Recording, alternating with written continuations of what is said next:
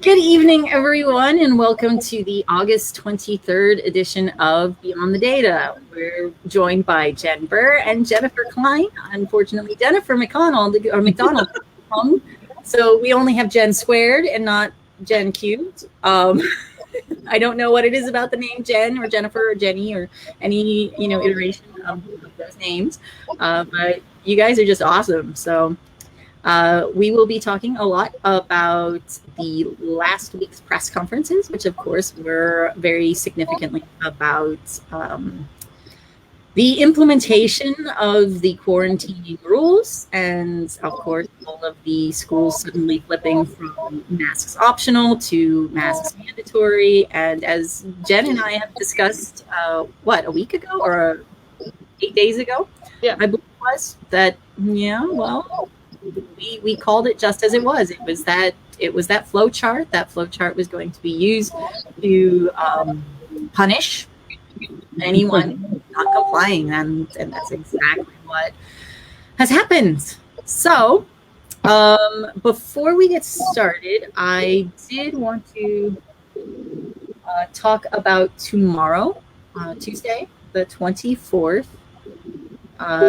Which is as far as I understand, the final hearing about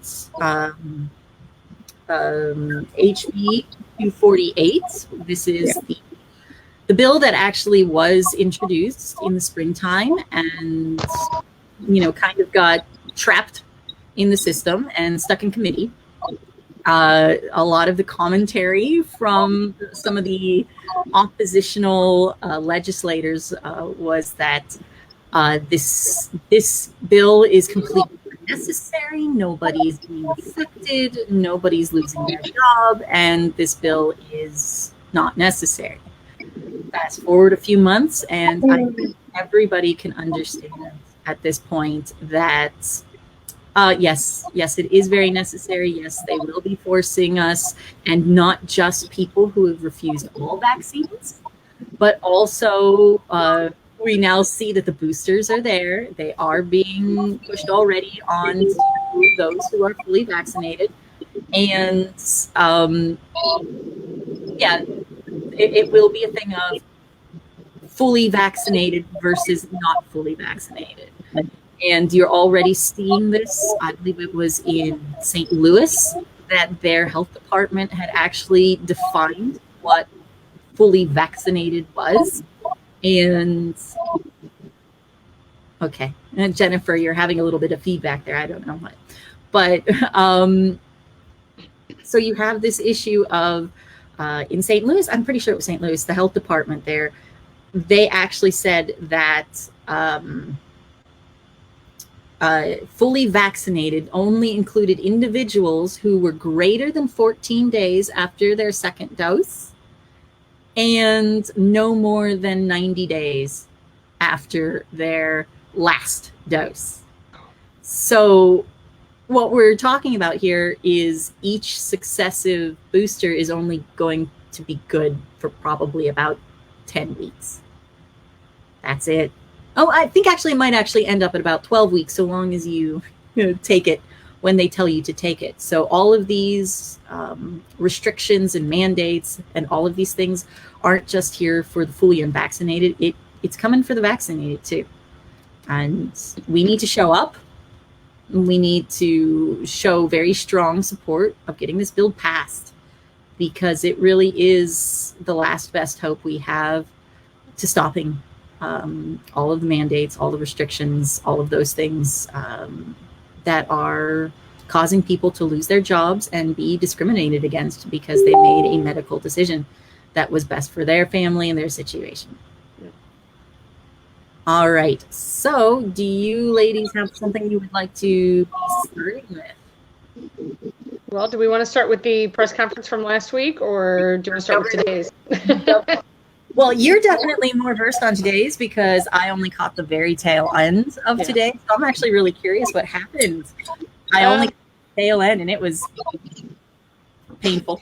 Yeah, I could only watch about 30 minutes. The last 10 minutes I watched, I had to fast forward through. But it was just a lot of fear porn. basically. And a lot of the repeat of, the past several weeks of wear your mask, get vaccinated, a lot of drawing inferences and kind of speculation about why there's a huge jump in RSV cases right now during the fall when it's usually a winter virus. So basically what they were saying is that because everyone was masked up last year, these kids were not then, the kids in daycare especially, were not exposed. And so because they weren't exposed, they don't have the background exposure, as they call it, they are getting RSV now because we lifted the mask mandate. So. But didn't we lift the mask mandate like 2 months ago? Yeah. I mean, and never, okay. Go on, Jen. Yeah. So a lot of saying that, everyone needs to be vaccinated to protect the kids. They talked about, the increase in hospitalizations. This time they actually qualified it with adult hospitalizations. So last week there was a lot of saying, oh, kids are at risk, kids are at risk, kids are at risk. Our hospitalizations are up, which made it sound like it was pediatric hospitals that were increasing, and it was not. So this time they actually qualified it with adult hospitalizations, and they said that our hospitalizations jumped, they're 5 times higher than they were a month ago. I mean, we'd have to look at those numbers, and that we are seeing the same numbers as we saw in February of this year. Oh yeah, so That's a doozy. They said that again today. Yes, they have said that for the last 3 press conferences. Yeah, it's no reporter is questioning them on it at all. Of course not. No, they are not. You are right. Actually, there are some that are just parroting it. So yeah, that actually, I do have last Tuesday's press conference where DeWine is saying exactly that. So just listen to him here and try to process it. We are at the highest level of cases since last February. Today we're reporting 3,235 cases. Now to put that number in context, we've had 3 days in the last week with over 3,000 newly reported cases. Prior to this week, we haven't had a single day with over 3,000 newly reported cases since February.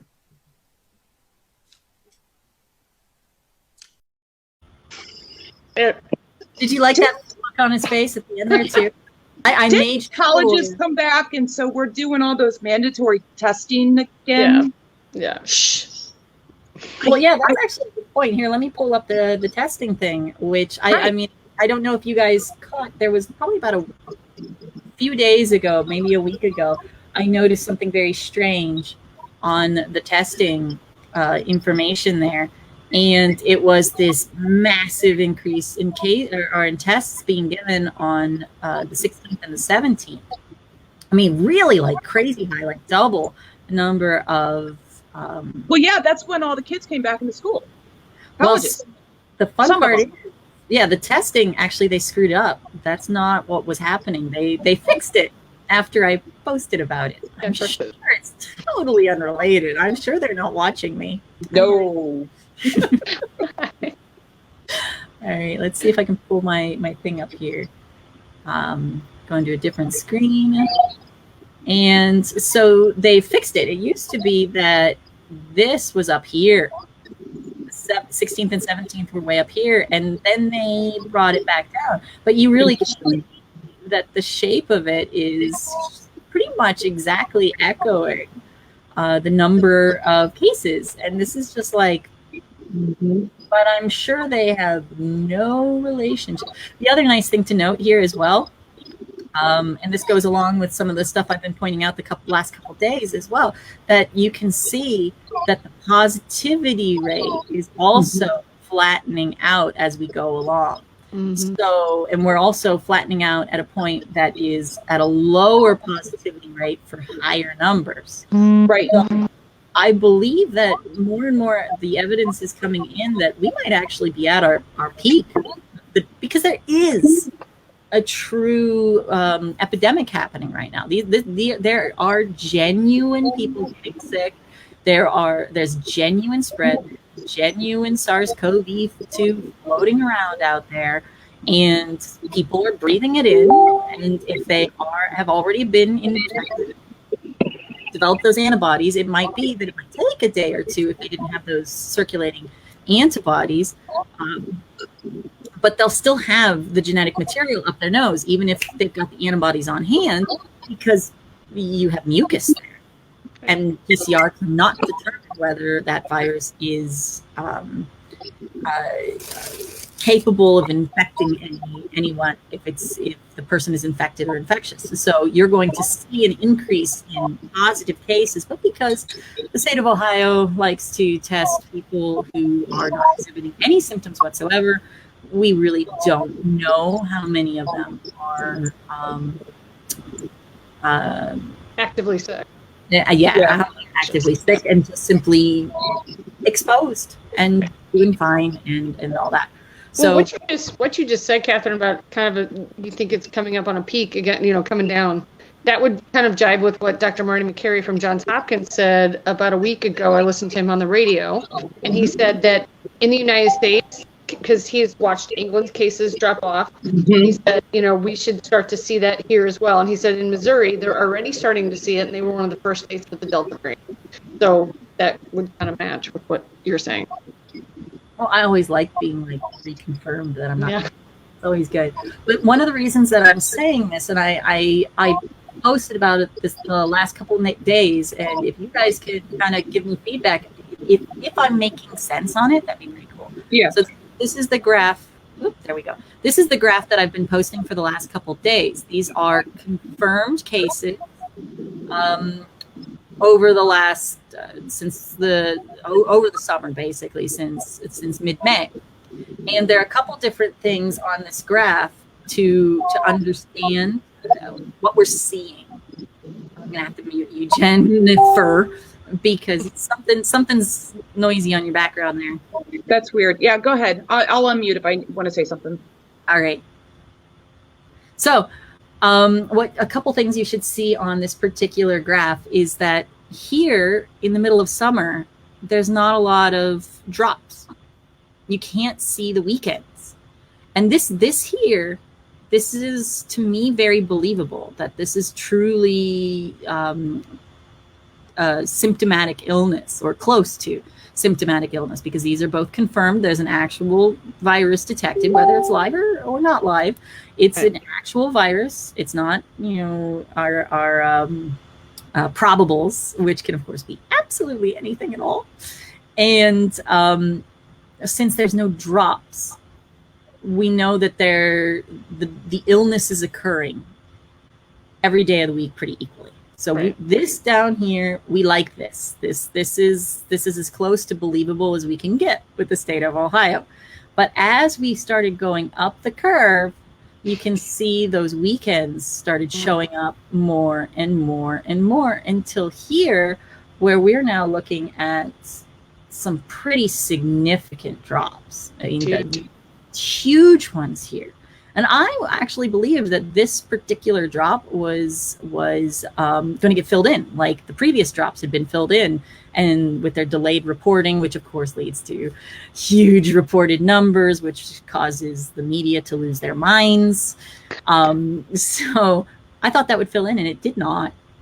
And what that tells me is that the safest way to determine where we really are is to follow the line of the bottom of the weekends, because the weekends are most likely to mostly contain people who have some kind of illness for the most part. It's going to contain fewer asymptomatic tests.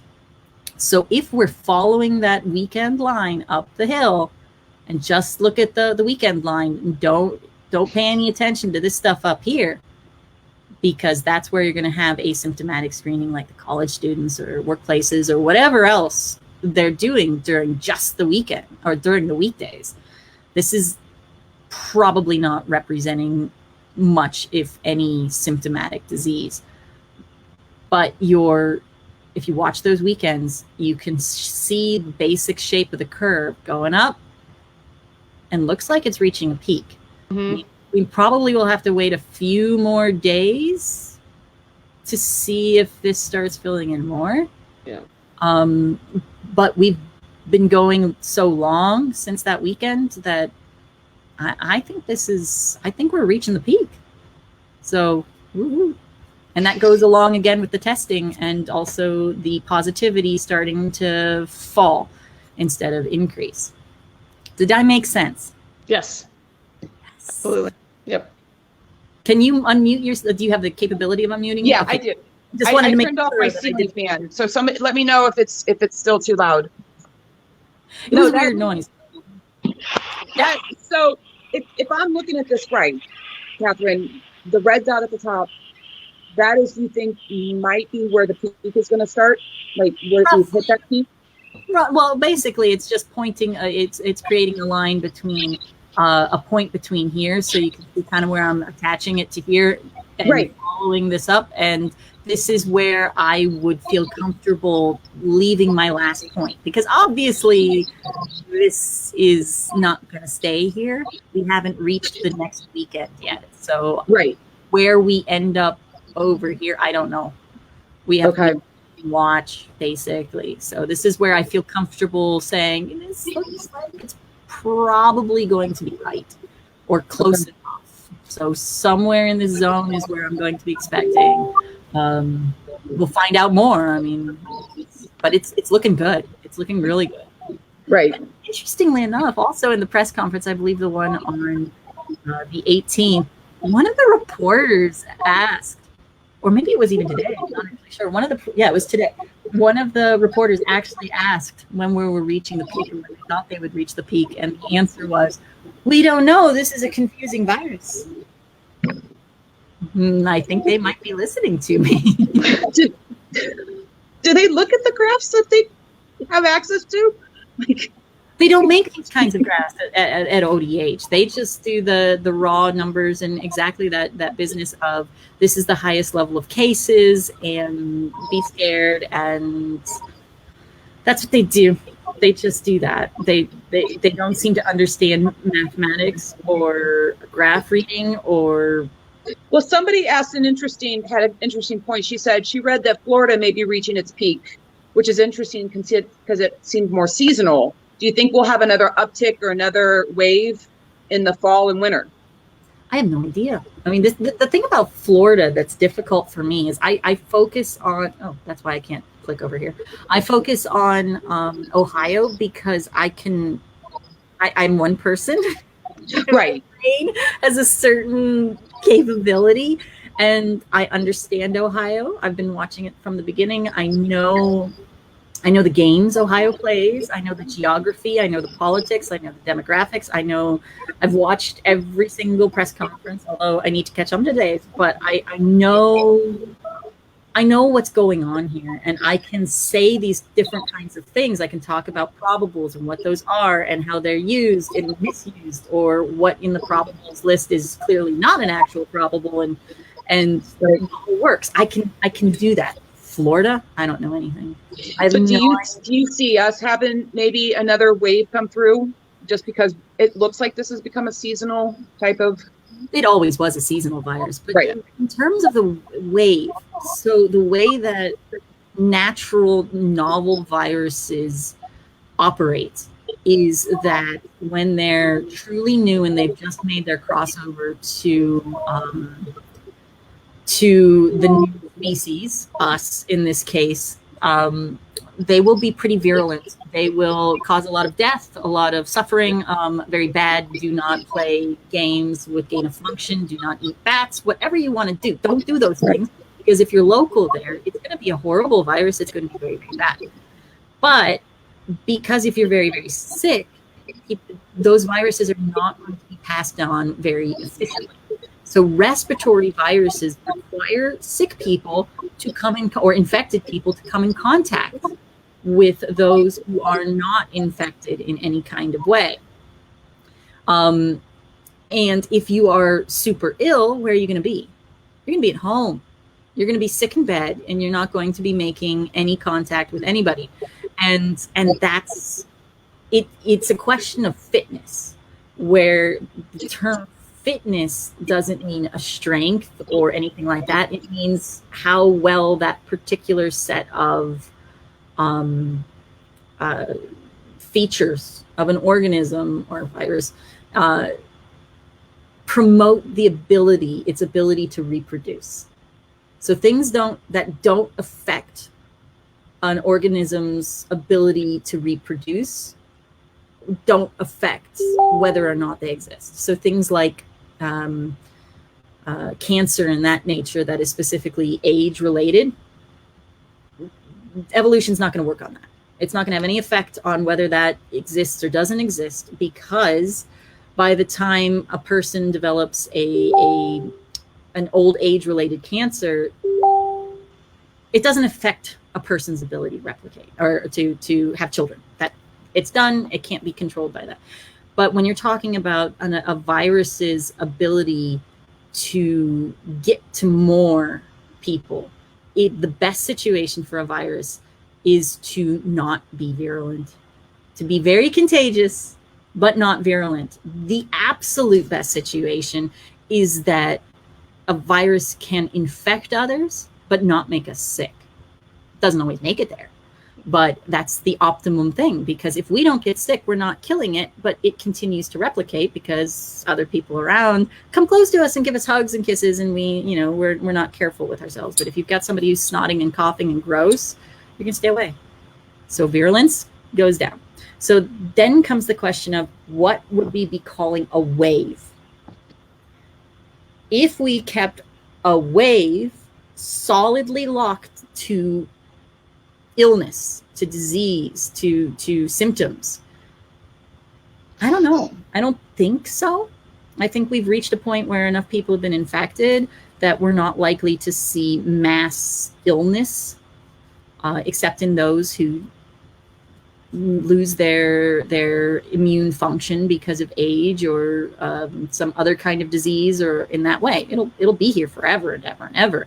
But if we would just focus on illness, I don't think we're in for any actual waves. But if we're looking for the genetic material, we're definitely going to see more, because it's going to be that's the problem, where we never did it this way before. We always went, people are sick or people are not sick. Right. Not, you have some genetic material up your nose. We've never done it. So, or you might be sick, but... Or you might be sick. But the other thing to keep in mind when it comes to viruses and stuff, just because, I know we've said it a bunch of times, just because you have a specific viral RNA or DNA up your nose does not mean that you are infected. Even if you have symptoms, you can be co-infected with multiple pathogens, and it does not have to be any one of those specific pathogens. So RSV is a good example of this, where you have cough and certain symptoms that of course are being sucked in to COVID. And COVID has basically no effects in terms of disease causing problems. But if that child tests positive for COVID, which doesn't cause symptoms, and is co-infected with something like RSV, they're going to show symptoms that have been conflated with COVID, that are not caused by SARS-CoV-2, but are caused by, say, RSV. So that's the other danger. So it's a mess. Well, and I get frustrated that we're back to looking at cases again. Like, I was talking to a friend of mine who's purely anecdotal, but her brother is a hospitalist in Florida. We were talking about Florida. And she was saying, he himself has seen an uptick in like the age group, not kids, but like 30, 40, healthier people being hospitalized, maybe even some in the ICU. And I said, but are they dying? And she said, yeah, and that's what we're not seeing, right? We're not seeing the death rate follow, just like in England, their death rate did not follow their increase in cases. So I just, the fear mongering, it's getting old. Well, right, because like during the press conferences, do they talk about that death rates have gone up 50%? Kind of. So it's interesting. Dr. Vanderhoff, he had some commentary on that, which, there you go. More Vanderhoff. Now, we've said that the Delta variant is more contagious. And it certainly is more contagious than previous strains. Not only is it more contagious than the strain that preceded it, the Alpha variant, or also known as the UK variant, that variant was more contagious than the one it preceded. Delta is now more contagious, as I've said before, than the common cold or the flu, with one big difference. It is much more harmful than either of those. Multiple scientific reports suggest that patients who become ill with Delta have a much higher likelihood of needing hospitalization and requiring care in the ICU, and sadly, a higher risk of dying. I like the parsing of words there. Yes, Dr. Vanderhoff drives me absolutely insane. Somebody needs to snap his bow tie and let it go. Sorry. I'd pay you to do it. That would be fun. Sorry. I'm in the same room as Dr. Vanderhoff, and somehow I control him. I don't know if he's there tomorrow, if I would be able to control myself. Okay. I know I'm not a doctor. I know I'm not. Right. But everything I've ever read is every mutation weakens. It becomes more contagious, but it can also become weaker. Am I wrong in that? It's usually the way it works, yes, because like I was trying to describe, I don't know if I did it very well, but what I was trying to describe earlier is this, the weaker, the more contagious means how easily it spreads from one person Right. to the next.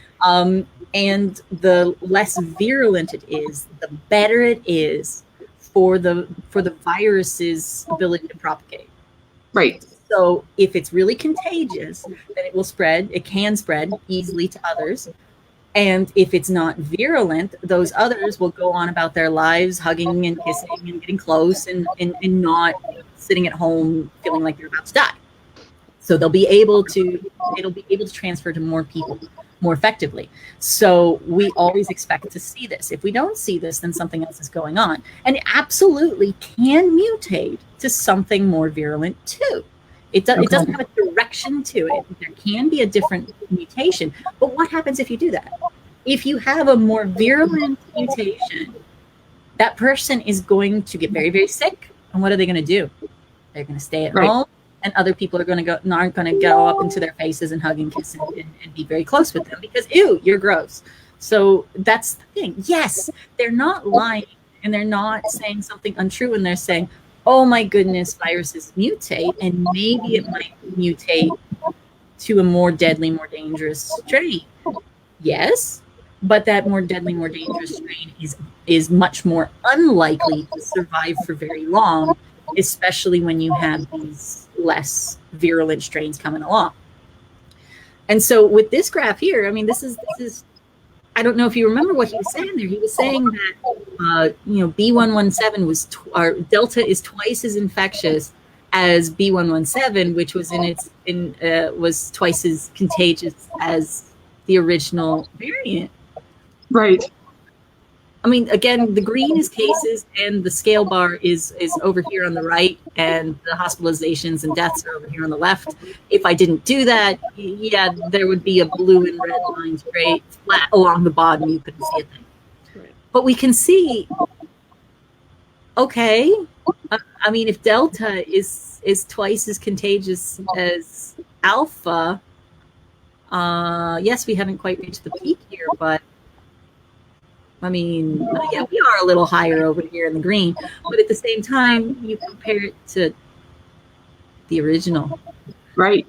And you're like, and then it almost looks like it's mimicking the very first wave when, 2 weeks to flatten the curve. Well, so think about that. So we all know at this point that this virus was in Ohio latest in October, November of not of last year anymore, of 2019. It was for sure here. Yep. Now, so the first wave of COVID actually is over here. I'm sure it went through the roof somewhere off my screen, just off the charts. And when they finally realized, oh my goodness, it's actually COVID, this mysterious virus where people have fevers and coughing and are just really, really ill, and we don't know what it is. It's not strep, it's not mono, it's not the flu. We don't know what it is, just this long fever with a cough. I don't know. Yeah, go home. Here's a steroid inhaler, and here's a Z-Pack, and drinks chicken soup. You'll get better. And once we realized it was COVID, then we started tracking the cases, which of course cases we couldn't track very well because we didn't have the tests in the volume that we had over here. So I believe that wave number one, way up here, something crazy, and that it came down actually more in this range in terms of reality. And then this wave, the summer wave, I believe that actually was not a wave of infection. I believe that was people going, this is right when this turns, is when, right here specifically, the hospitalizations, right where it turns, the blue line, that was when elective procedures restarted. And so I'm pretty sure what we're witnessing here last summer wave had nothing to do with illness and everything to do with people going for the delayed procedures and having to take a PCR test in order to go through that. So, and you can kind of see it actually on a different graph I have. You can kind of see that there's a fundamental difference between the shape of the hospitalizations curve last summer and on the hospitalizations this summer. They're different. They're not the same thing. What our current thing looks like is far more like our winter wave, where it really goes up exponentially, not this kind of wimpo thing that was happening in the summer. And that is genuinely the same shape we see with Delta. I mean, that Delta really screams to me, this is real. There are people getting ill, and they're going to the hospital because they're getting ill. The spring wave with B117 plus the summer wave last year, I have my doubts. I really think those ones are more of a product of what we were doing besides actually watching illness. Although B117 is not terrible and probably did cause a little more illness. So I think that's all I wanted to say about this. Do I make sense? Yeah. Okay. Yeah. I thank you guys. I really like knowing if I'm, at the right level and am not being confusing in an unnecessary way. I just don't know how they can compare what we see right now with these numbers to back in January, February and say it's the same thing. I have to say that's a flat out lie. If you look at their data, how can they even say that? Because they don't understand their data. Or they have other motives. Forgetting. They're forgetting. I mean, unfortunately, I wanted to find some clips from much earlier press conference from last year, where Governor DeWine finally had to clarify the difference between reported and assigned. There were several instances of the press conferences where he actually had to go out and say that these are reported in the last 24 hours. That does not necessarily mean that they happened in the last 24 hours. Governor DeWine seems to have completely forgot about that whole thing. It's just like, okay, how can you be so ridiculous? Governor DeWine said this, and Dr. Vanderhoff said this last week. They both repeated this whole business of it's the worst since February, because they were conflating things. So this is a graphic I made up, not from what Vanderhoff or Governor DeWine said, but from what Karen Kassler said, who, of course, back in March when I had my testimony with the graph, they actually did the Ohio State House News had a report talking about the the SB22 stuff, and they showed some images of Father Lavery and myself, and said that the people testifying were talking about scientific inaccuracies and statistical fallacies. This is still this woman right here. Okay, so let's look at what she's saying here. She said that Friday's Ohio COVID numbers were that there were 2,943 new confirmed cases. And in actuality, in the last 24 hours at that point was 963 confirmed cases. Yeah. They added 2,943 reported cases that were spread out over the last 2 weeks, mostly over the last 2 weeks. Then she goes on to say that that's the highest number of new single-day confirmed cases since February 5th. You go over to the coronavirus.ohio.gov webpage. What do you see? Okay, I'll take her at her word. I'll go look at the confirmed cases, and I'll go all the way back to February 5th. Let's check it. Oh, wait, that's 2,221. Okay, why would you say that that's the most since February? Because brilliant mathematical genius Karen Kassler wasn't looking at confirmed cases. She was looking at the total cases. Mm-hmm. She looked at the total cases. That's where it was 3,061. And so basically the governor and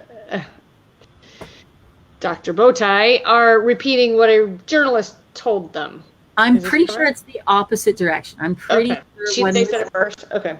Yeah, I think that Governor DeWine and Dr. Vanderhoff are saying this, and they did say this in the press conference, that they are, actually, yeah, I think I have that one. Or did I already show that one where he was saying 3,000? I didn't show that already, have I? No. All right, so this is exactly what Governor DeWine said. We are at the highest level of cases since last February. Today, we're reporting 3,235 cases. Now, to put that number in context, we've had 3 days in the last week with over 3,000 newly reported cases.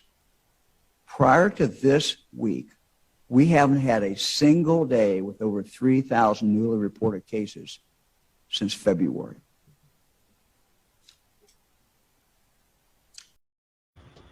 There it is.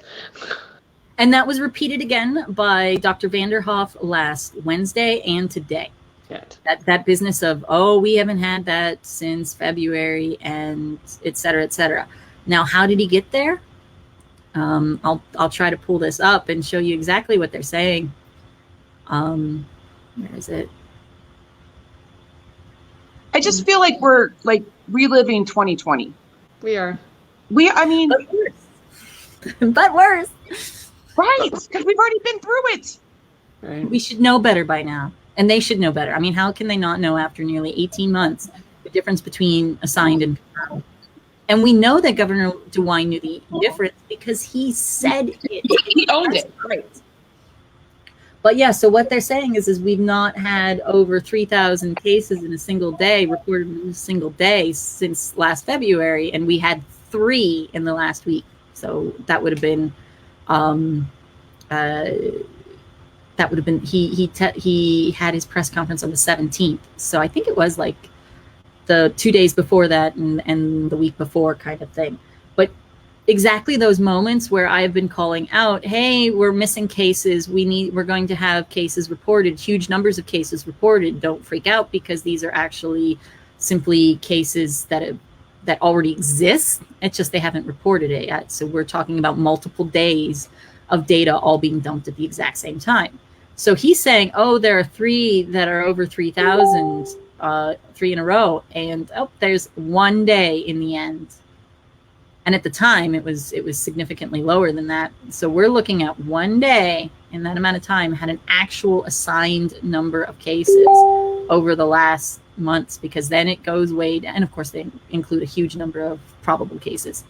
Then you go back and he's right. There's nothing that's 3,000, nothing that's 3,000 until you get to February.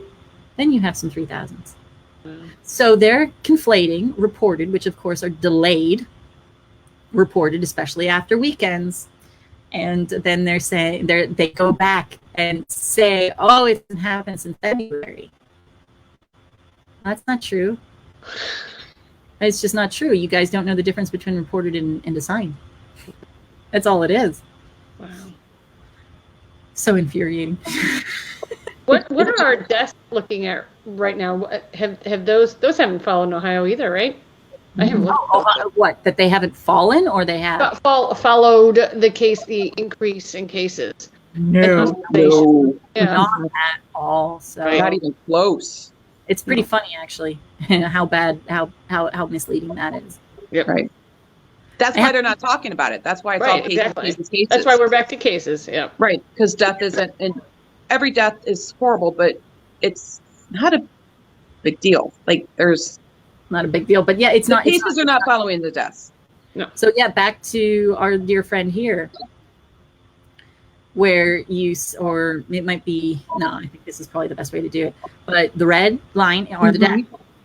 And you can see there's cases and hospitalizations and deaths all kind of mostly followed each other until we reached the bottom of this peak, when suddenly hospitalizations and cases went up.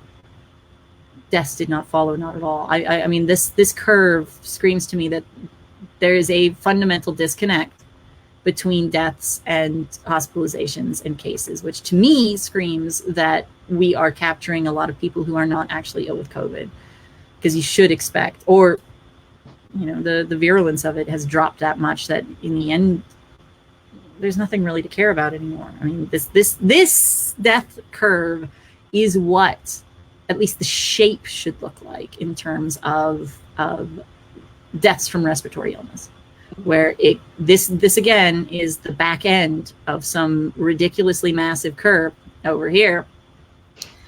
And then, it's flat through the part that I believe was solely due to testing people who go in for other procedures. And so there was a little bit of a hump here because those people died of something else that was not treated appropriately or in a timely manner. So a little bit. And then this is very classic. This is what a disease curve looks like. This is big time Farr's law. And the extra bit of Farr's law is then it keeps going down. Yeah. This is herd immunity.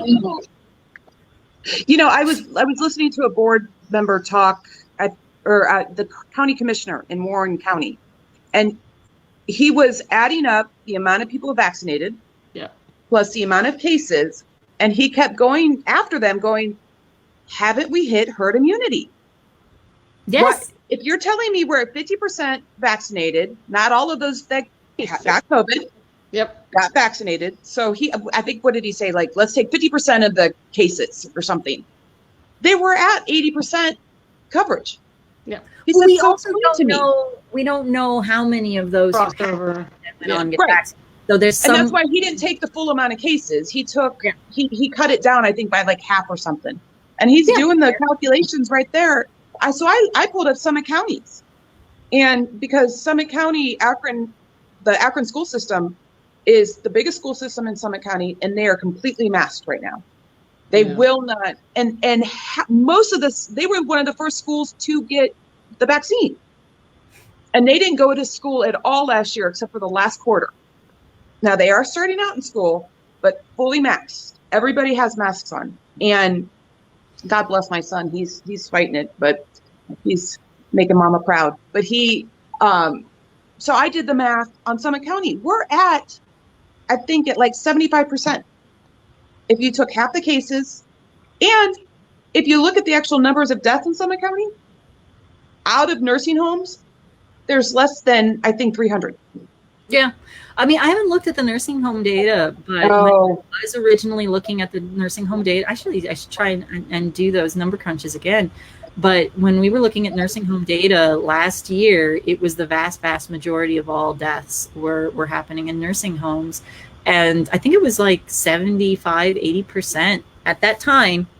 I think that was last summer as well, that were out of nursing homes, and so little of us. Yeah, I pulled the numbers today because I was kind of curious for the whole state of Ohio.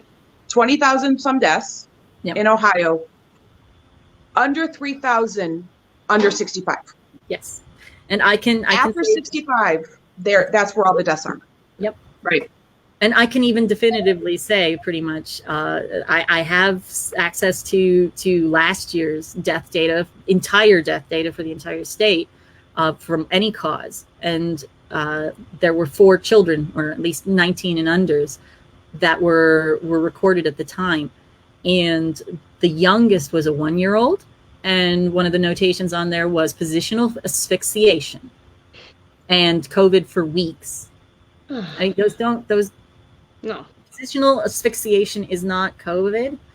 And then the next one was a 3-year-old that had a list of comorbidities a mile long. I believe it was like a congenital heart defect and kidney failure. And I mean, it was unbelievable. Oh, and there was some kind of a bacterial infection. And I mean, it was like, I mean, it was incredible.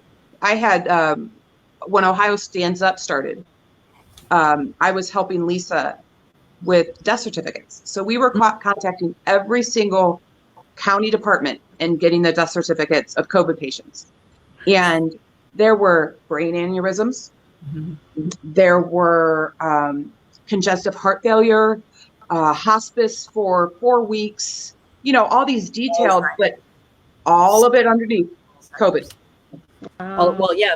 One of the 19-year-old had Rett syndrome, which is awful. And the life expectancy of someone with Rett syndrome is not much further than that. If it actually might even be a little bit under that. And then the 4th one was an 8-year-old who was listed as COVID-19. Mm-hmm. Nothing else. No, not pneumonia, not sepsis, nothing, just COVID-19. Mm-hmm. And even more, what was that? It was COVID at 19 for an unknown duration. It's an 8-year-old. How do you not know how long the child had COVID if COVID is what killed this kid? I mean, it's like, because it was neglect. No. Yes, right. At best, it's neglect. Right. I mean, like how, and there was nothing else on that death certificate. Nothing. Wow. I mean, it's mind-boggling. So you already know that the kid ones are not from COVID, not at all. I don't know the last 3 supposedly of the 19 and unders, but judging by the first 3 or first 4 there, no. Those they didn't die of COVID. They died of other. And yet, the governor and Dr. Bowtie, it wants to sit there and talk about. That's all I want to call him anymore. I have another name, but I won't use it. But all they want to say is, the kids are at risk. The kids are at risk. The kids are at risk. Get the vaccine. Get the vaccine. Get the vaccine. And they're just drilling it in day after day, week after week with these press conferences, and it's frustrating, and I hope more people start to see through these numbers. So yeah, this I had up last week with you as well. I think it's a good point to talk about it again and show, okay, we've had all of these cases. These are very specifically for 0 to 19-year-olds. So these are the kids, the kids they are targeting, saying, oh, you've got to do all these things to protect your kids because they're so at risk. But you look, the blue is the cases. And again, my scales are a little off. I do need to make a different one that puts them at the same scale so you can see how ridiculously tiny. You won't even see it. If I change the scale, you might be able to see like a dot or 2 down here. Maybe. And just look at the size of the number of cases. They do not translate into hospitalizations. And we know actually today's press conference, the little bit of today's press conference that I caught, the doctor from Cincinnati Children's actually said this out loud. She said the quiet part out loud. I was shocked because she actually said that at their children's hospital that there were kids who were there for other things like heart conditions or, all sorts of cancers, everything else, like everything under the sun, did not have symptoms and tested positive for SARS-CoV-2. She straight up admitted that. And that's what this looks like. there's no correlation between an increase in cases and an increase in hospitalizations. Well, and I can't see the dates, but would those correlate with colleges starting back up and the massive amounts of testing that was done? Yeah. Oh, absolutely. Oh, that's why it's not cooperating. You need to be clean there. So yeah, where it was the genuine surge, and there's actual virus out there. There is. Right. There is. There's no denying there is. Yeah. So kids are breathing it in, and kids have mucus because they're kids, and they have a very strong innate immune system, which includes mucus. So you have this huge surge, which is in the middle, which is between about November and February. The other key thing about that is, which I talked about last week with Jen, is this particular sharp line. That sharp line is very, very important to understand what you're seeing here, because that sharp line right here, that was November 1st. That's when Governor DeWine and ODH changed the rules for what constitutes a probable case, how antigen tests were treated. Because prior to that date, you had to have either symptoms or a true epidemiological link. And after November 1st, you didn't need that. Actually, didn't even have to be true epidemiological link. You could still be just a member of a specified class, including kids who attend school, whether they physically attended or out of school, if they were doing remote learning. It didn't matter. If you were a student, you had an epidemiological link without any contact necessary with somebody who was actually COVID positive.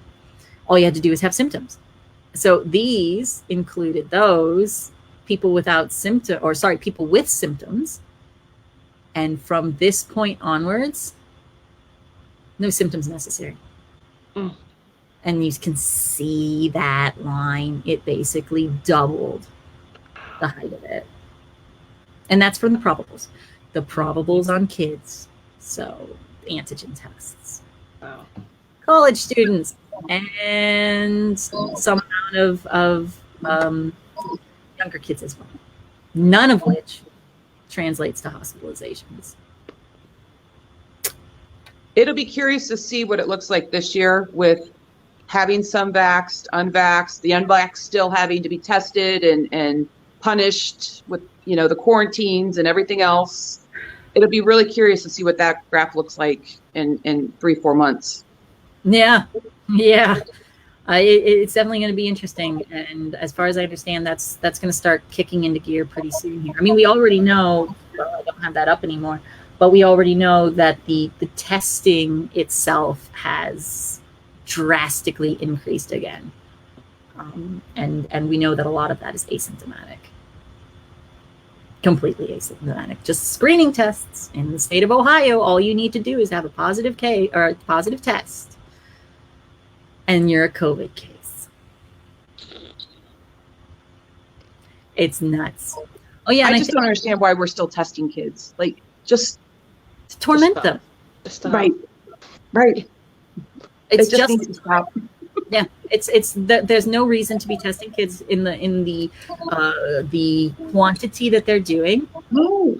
Kids do not, as a general rule, they do not infect adults. You have to really, really be close to that child for long, heavy periods of time to have the child infect an adult. It is almost universally, pretty much universally, from an adult to the child.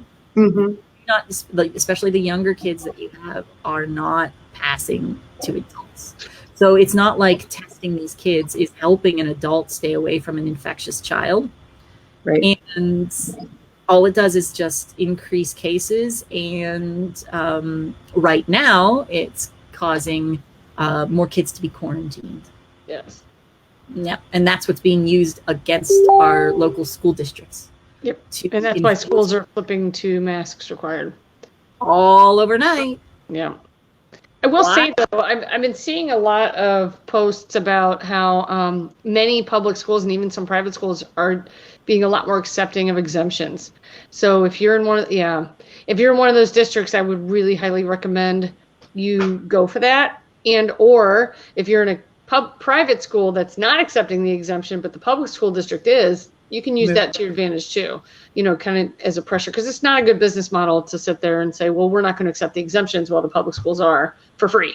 Why would you send your kid to a school that's not going to accept your parental authority?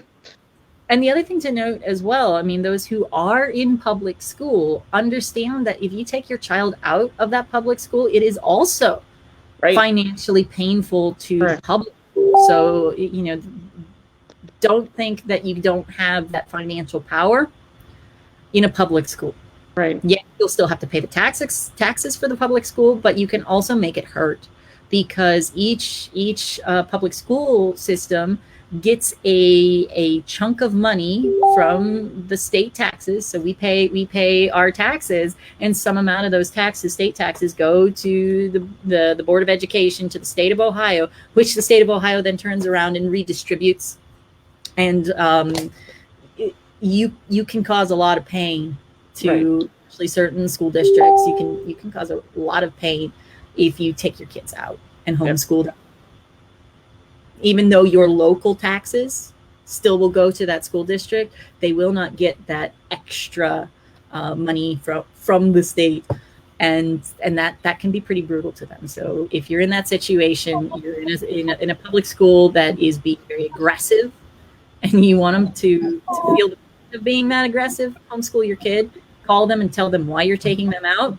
And if enough parents do that, school district might catch the hint. Yeah. Our school district last year was horrible. So we pulled actually our 2 daughters and put them in private.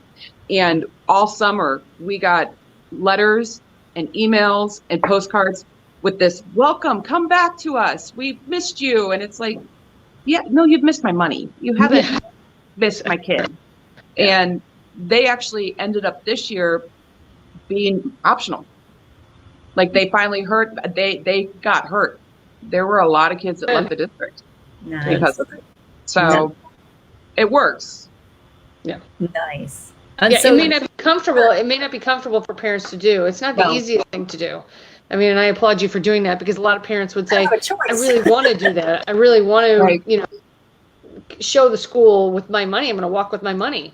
But it's, kids get comfortable. They want their friends, and you may have been there for several years. It's really hard to do. So I get it. Some parents can't, but the fact that they did, But if you can't, you still have a voice. Right. Yeah. Exactly. Yes. And you should be emailing the school boards, and there's so much evidence out there. And me personally, I don't think a feel-good letter works. My kids don't like it. You've got to give them facts, and you've got to give them the data, and you've got to lay it down. This is what it is. This is how it's going to be. I read somewhere somebody was saying, don't ask them.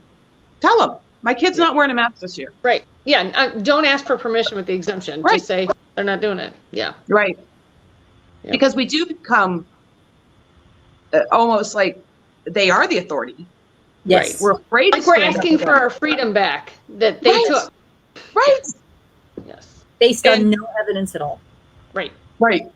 Well, like the one school is now masks in the hallways, but not in the room. And I'm going to ask tomorrow, I'd like to see the science that you said that was the right way to do it. Yeah, because, like when you're standing, COVID can't get you. Did you know that? Or when you're holding a drink. Right. Are we allowed to dance at weddings? I can't remember. Oh, I don't know. Sure. It's so stupid. It's late. It's late. We're late night energy. Yeah, fly Pappy. So I see Ken has commented as well. Yes, I should talk at least a little briefly about the FDA, and I just realized I don't think I actually put together the. Oh, that's funny. The graphic that I wanted to do, but one thing before that, since we kind of talked about it before, was about the hospitalizations. You guys were talking about it when we were in the green room thing before as well. This whole thing about, oh my goodness, the hospitals are overwhelmed and we're dying here because people are going to not get not have a bed open for them. Well, we can see some things in this graph. Yes, the proportion of COVID positive is indeed increasing in our ICU and in our inpatient beds. But just like last winter, an increase in the proportion that are COVID positive has not changed the overall number hospitalized or in the ICU, admitted to the ICU. And actually, you can even kind of see on the ICU here, what's it doing? During the week, it stays at a level, and on the weekend, it falls. During the week, it goes up. On the weekend, it falls. Viruses are not respectful. They don't care about weekends. And as you can see, you actually can see that they don't care about weekends here. So what we're actually seeing is this continuous increase in COVID hospitalizations, not affecting the total capacity. This is telling us, yes, there is real COVID out there. People who are coming into the hospital are exposed and therefore test positive. Doesn't mean they're sick with COVID. It means there's more out there to test, whether the person's ill from it or whether they already have natural immunity or even whether they're a breakthrough infection because they're fully vaccinated. It's really happening. But I mean, we're talking about something that's, they keep trying to say we're in trouble. And Right. Jenifer had that great comment about why are they threatening, people are going to start having overwhelmed hospitals. It's not about the beds. No, they're using that narrative because it worked last time, and because the deaths aren't following, and because the deaths aren't following, they have to go to a different fear tactic, which is our hospitals are going to become overwhelmed again. Well, they are. At the rate they're going, they're definitely going to be overwhelmed, because if they're going to mandate the vaccine on all healthcare workers, some significant portion of them are going to walk away. Oh, yeah. That's a guarantee. What will happen? We'll have a lot of beds, right, but not enough people to staff them. Right. Again, and that's entirely self-inflicted. Well, and Patty Manning from Cincinnati Children's said that today, and she admitted to it, but didn't say why that there's been a mass exodus from the healthcare field. You know, a variety of reasons. But they won't say why. It's a mystery. It was a variety of reasons, you know. Variety. And people are just tired, exhausted. Tired of COVID. Wait, Right. let's go get out our magnifying glass here. Where is the COVID? Well, we're not even at a capacity. The hospital is running red. Nope. Right? Isn't Yes. it usually about 85%? I They believe want to it's be at 90, I think, don't they? something Is it like 90? Usually it's a lower census in the summer. And again, the doctor from Cincinnati Children's talked about the fact that she actually admitted a lot of stuff that we all know. Because she also said that it's a drastic increase in RSV that is filling up the hospitals. Yes, there are some COVID positive children as well, Right. but they are a tiny minority of those that are ill in the hospital. The other thing she said about it is why we should be scared is because this is the time of year when those things are pretty low generally, and there's usually a low census and all that. And we're pretty high right now. And if this continues, which is always the thing they say, it's going to get really hard in the wintertime. Right.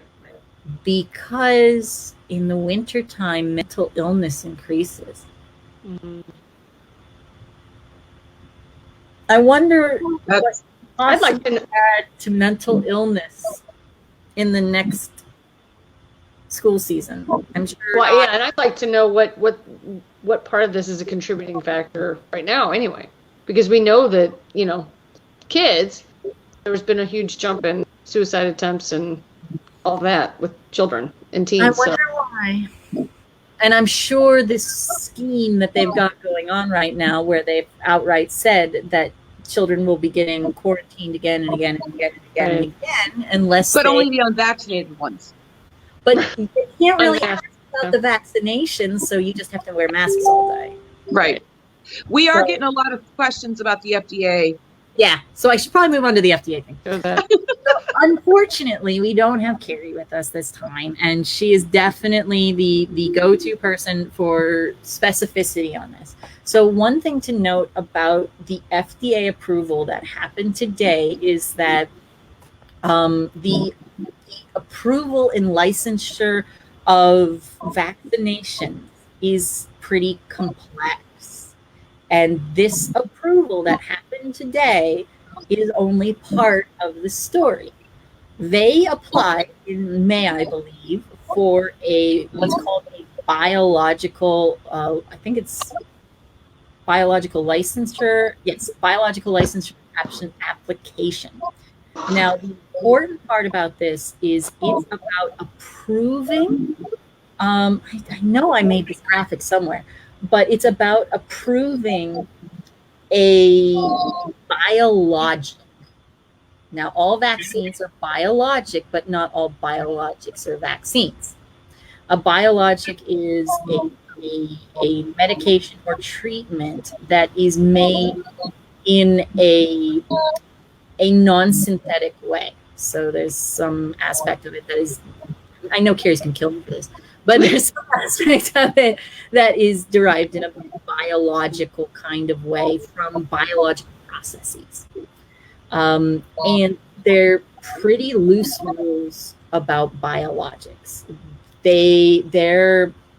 I know I have this somewhere. I'm just gonna go nuts trying to remember where I put it.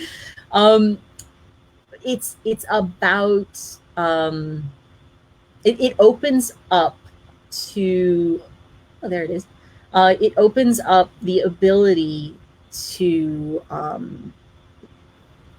use it for other things. So you don't have to use it for what it is. You can use it off label and all of those things. And the thing that it mostly is concerned with is the manufacturing process itself. So with a licensing of a biologic, it is there as a determination that the product, the manufacturing process, and the manufacturing facilities meet applicable requirements to ensure the continued safety, purity, and potency of the product. So we're talking about safety, purity, potency. These are all things about how it's manufactured. And it goes on, among other things, safety and purity assessments must consider the storage and testing of cell substrates that are often used to manufacture the biologics. So it's basically about how is it being manufactured? Are those processes clean? Are they consistent? Are they, what has been promised? That's what it's about. And that a potency assay is required due to the complexity and heterogeneity. Thank you. My brain is dead. It's almost left me alone. Of biologics, because again, biologics are derived from biological processes, and biological processes are never perfect. And then it says, what does safety mean?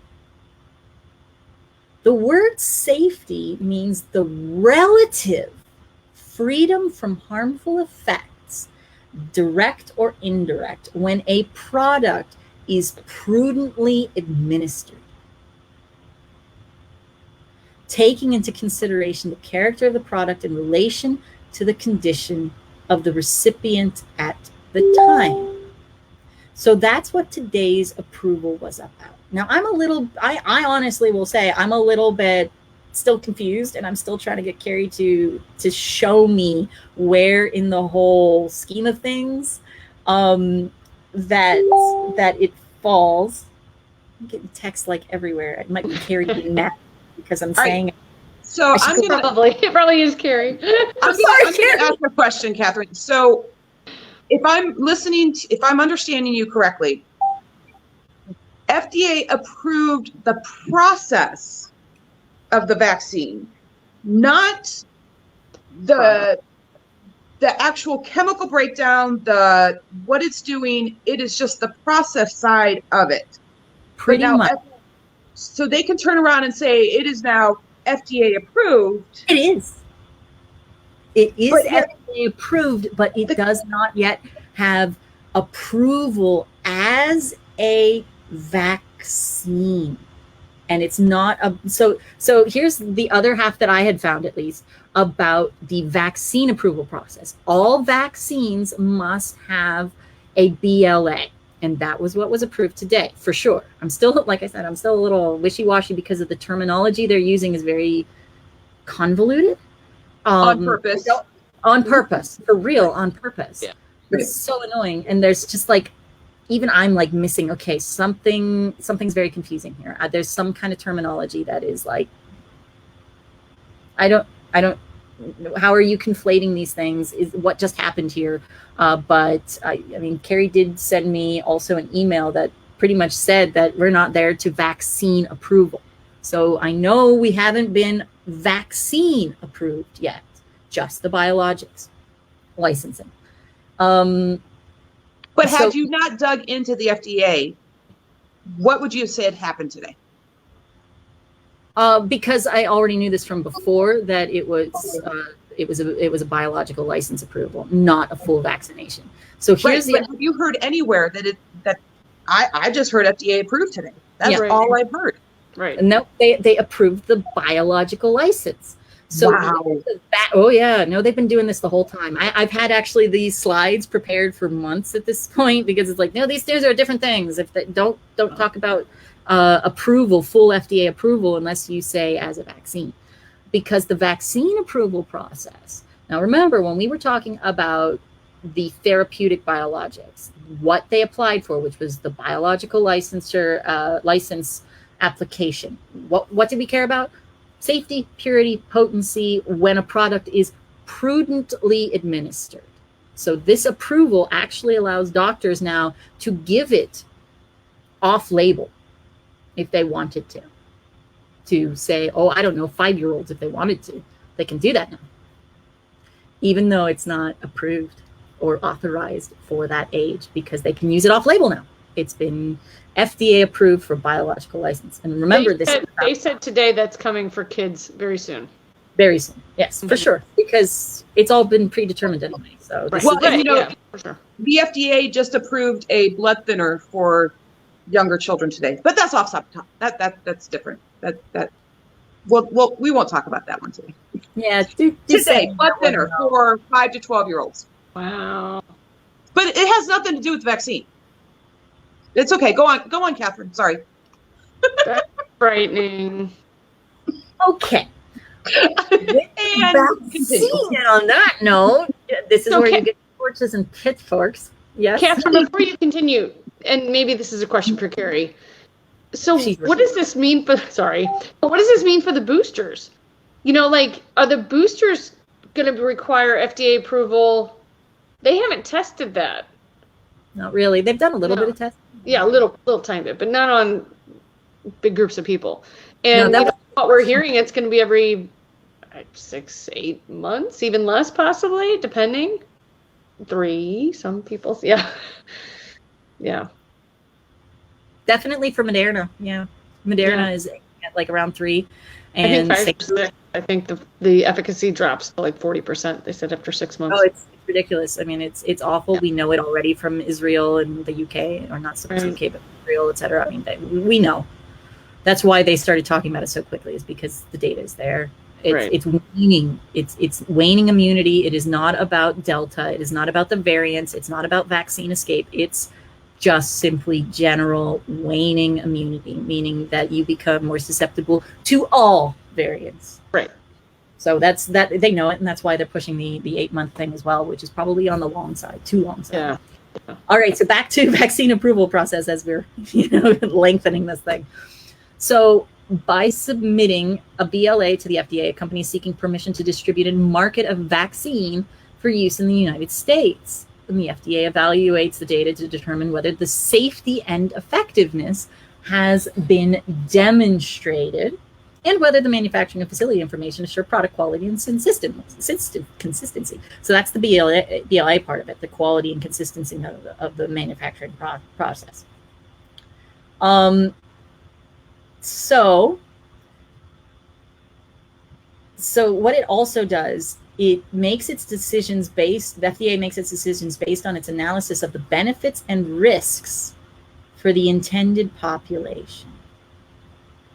That wasn't part of the whole BLA thing because that wasn't important. Just, oh, it's good enough for reasonable usage. Wow. The other thing that they did, and this is where I'm still trying to figure it out. I'm trying to understand how all this is connected. I've been driving Carrie crazy all day about it. But they also can bring in an independent party of experts of all varieties. And the FDA document that was put out today said they declined to do that. Because they can refer a vaccine or the BLA to this advisory group, which is made up of independents, doctors, physicians, researchers, all sorts of things, pharmacists, anything basically. And that has a pocketbook. What's up? That has a pocketbook. Deep pocket money. Yeah. But they didn't even refer it. The FDA didn't refer it at all. They just kind of went, nah, you're good. And then the fun part is it continued on from there, just listing off all the things that Pfizer is required to continue following, like the myocarditis, and of course I must have closed it at some point. Wait a minute. So the FDA acknowledged the I'm sorry, go on.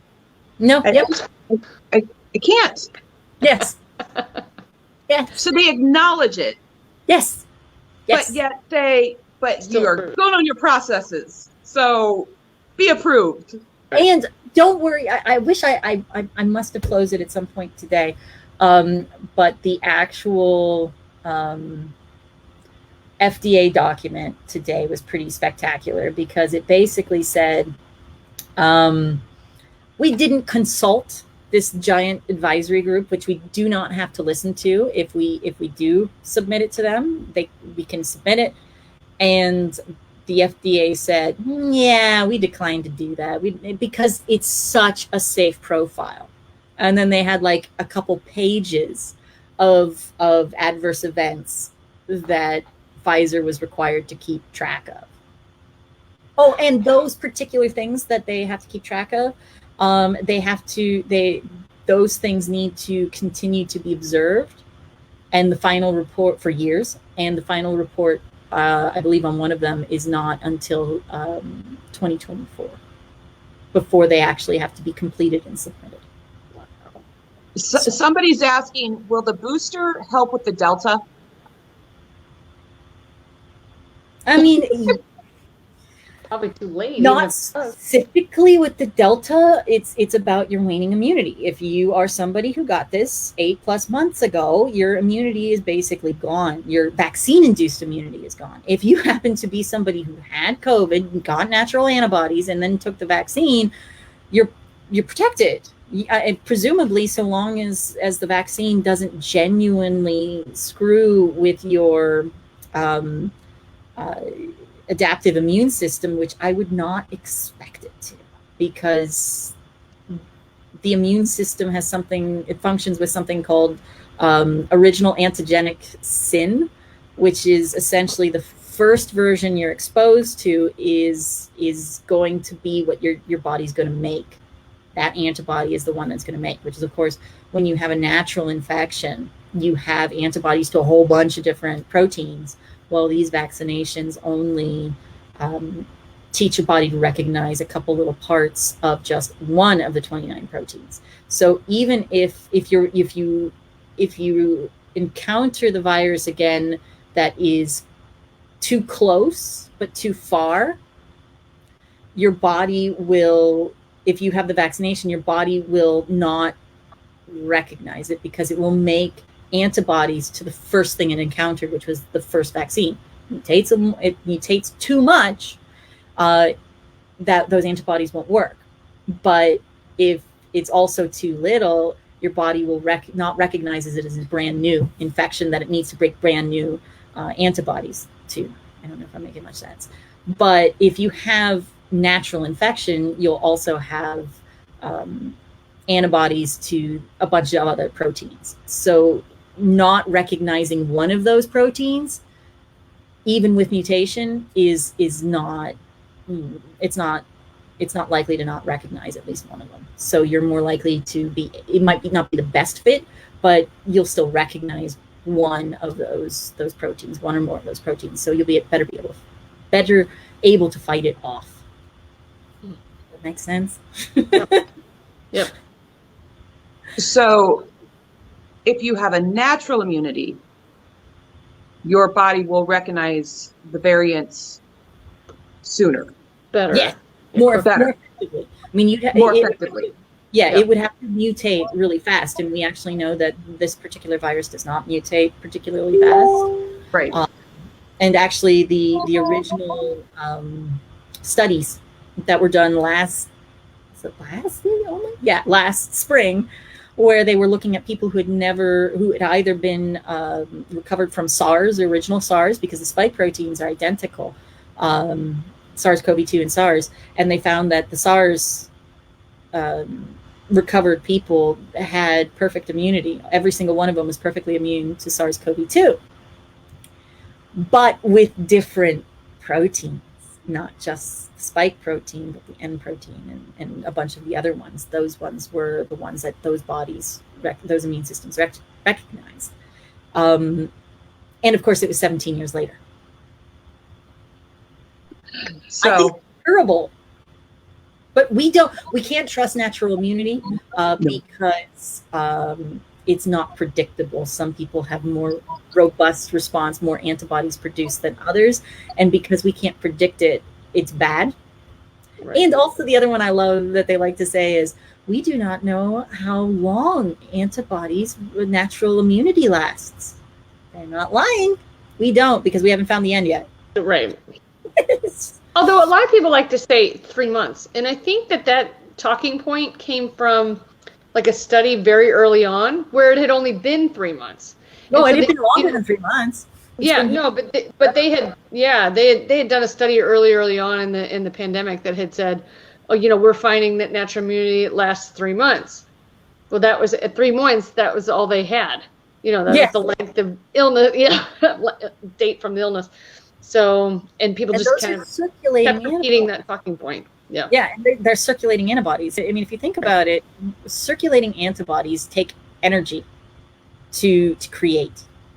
And if you are not at risk of from getting ill from this rather minor virus, I mean, obviously for some people it's awful, and for other people it's no biggie. Your body is not going to invest the energy in keeping those antibodies circulating for a long period of time if it didn't make you ill enough to be at risk of dying. Now, if you got really, really, really ill, your body's going to say, yeah, it's worthwhile just keeping these things in circulation. So those ones they were seeing those much longer, while they were focusing on the others as being maybe potentially short-lived.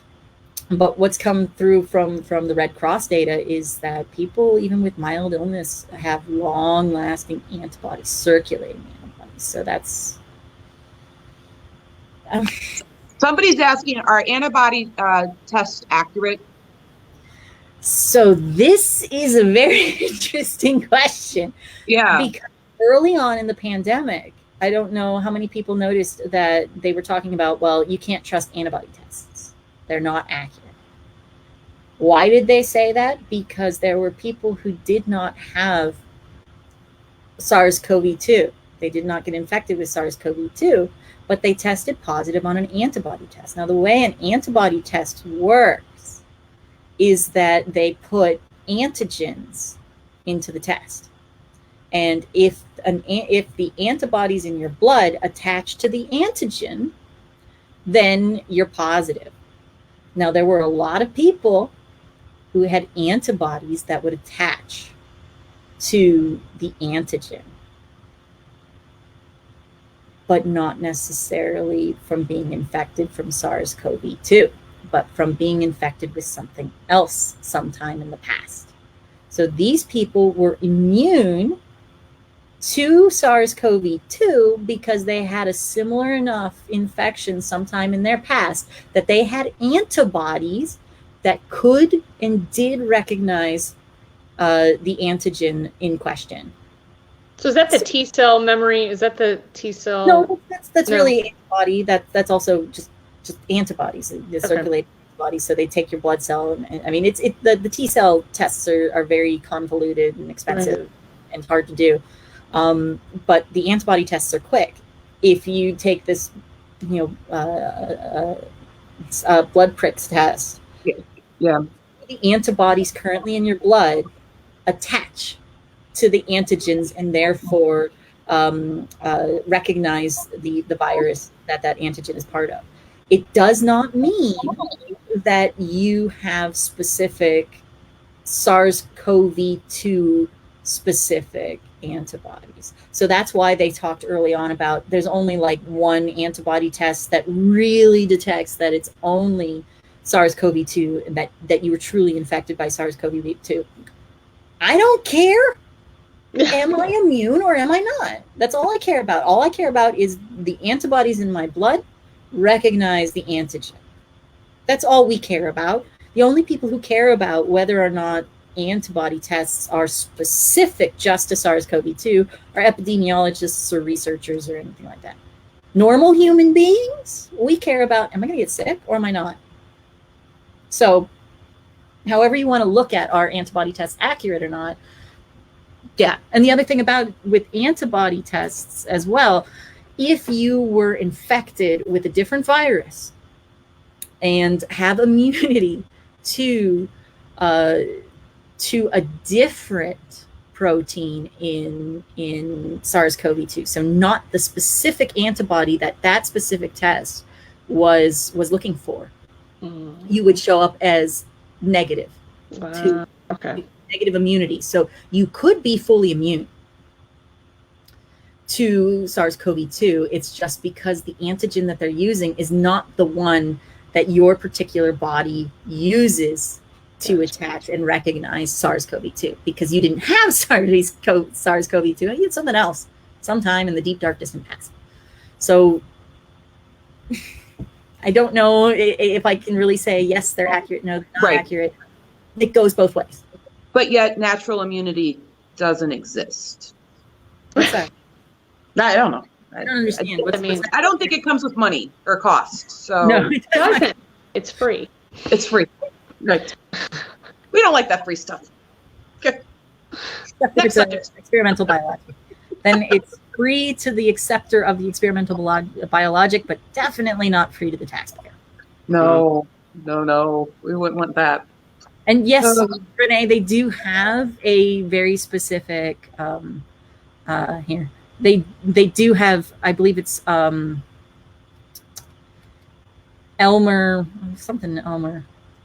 I don't remember, at least specific to SARS-CoV-2, unless you're asking about are they capable of detecting immunity that is not based on SARS-CoV-2, but other and based on the antigens that the test makers decided to have. So one of the things you could do if you're really, really interested is just take a whole bunch of different manufacturers' antibody tests and see if one pops positive. If it does, you're good.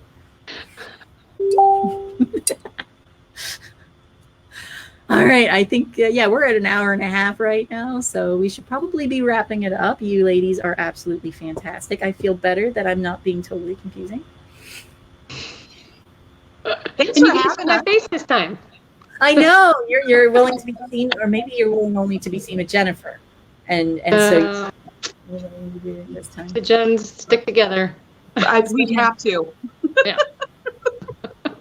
And I'll work on the background noise. I'm sorry, you guys. I don't know, because I've even moved. So like, I don't know if you've watched me. I've been moving different parts of my house, thinking. I'm getting a tour. I know. I'm turning ceiling fans off. I'm turning. I don't know what it is. It sounded like a TV or something, but I don't know. It might be. Yeah. No, I'm not even in the room. Like, I'm like, well, maybe it's the static of the computer. So I moved away from that. Yeah. The dog. So I'll work on that for next time if you invite me back, Kathryn. Yes. We kept you talking a little long, huh? Yeah. All No, right. good. Any other closing things you guys want to talk about? Actually, we should definitely one more time for the road again. Tomorrow, if at all possible, get yourself there, even if only for a short period of time, because we need massive numbers of people to show up. We need the legislators to understand the magnitude of this. This is down at the State House in Columbus. Yeah. And I did hear earlier today that the plan for HB 248 tomorrow is that what they're going to do is they're going to alternate between a proponent and an opponent, a proponent and an opponent, back and forth, and they'll do it for 4 hours. And yeah, I mean, that's pretty short. It's pretty tight. I was rejected from oral testimony. I'm very happy about that, but probably because my testimony was too long. But yeah, so I'm pretty sure they're just taking really short ones and just turning them through. And that's from 11 a.m. onwards. They are not, as I understand it, going to do anything besides listen to the testimony tomorrow. Though they are not, as far as I understand it, they are not going to vote on any amendments. They are not going to vote on passing out of committee tomorrow, which I don't think is a terribly bad thing, because they really should take under advisement. I don't know what the amendments that are being proposed are.